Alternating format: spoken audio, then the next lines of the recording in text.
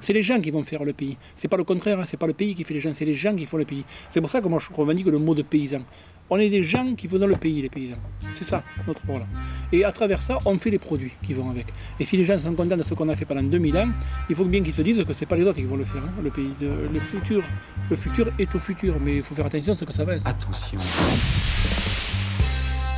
Ni éleveurs bovins, ni producteurs de porc, de lait ou de fromage, les femmes et les hommes que nous avons croisés ici ont choisi simplement d'être paysans. Une façon pour eux de rappeler avec force leur attachement au pays, à la terre. Un pays dont ils prennent soin et qu'ils protègent.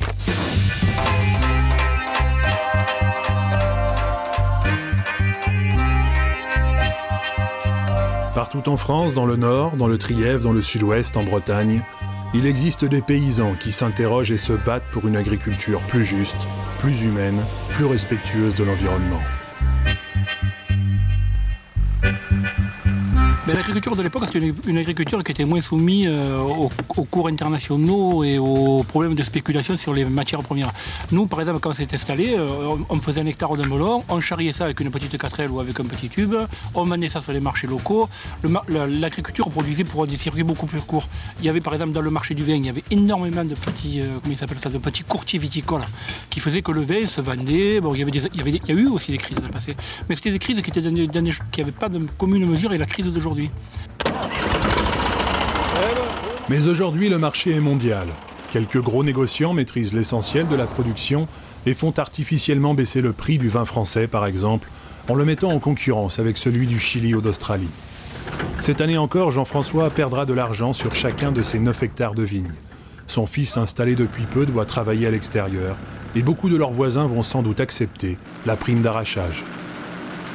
Donc moi je trouve que c'était un métier qui était beaucoup plus simple à gérer, parce que tu plantais des melons, tu vendais tes melons, tu faisais des abricots, bon, ça vendait plus ou moins bien, mais ça se vendait toujours. Et puis dans les années 80, il y a eu un peu la mondialisation, on s'est trompé d'histoire dans les années 80, c'est-à-dire qu'on a cru qu'il fallait que nous, on arrête de commercialiser, de s'occuper de la commercialisation, qu'on se mette à fond dans la production. Parce que nous, le grand thème, c'était, nous, on ne sait pas vendre, mais par contre, on sait produire, on va produire. Et en fait, on a tellement lâché tous les outils de distribution, de commercialisation, y compris les petits courtiers, on s'est mis à vendre à des plus gros pour des raisons de sécurité chimique, on a tué tous ces gens-là. Et donc, on s'est donné pieds et mains liés dans des gens qui, aujourd'hui, ont un œil trop lointain sur l'agriculture, et pour qui l'agriculture est un moyen de spéculer.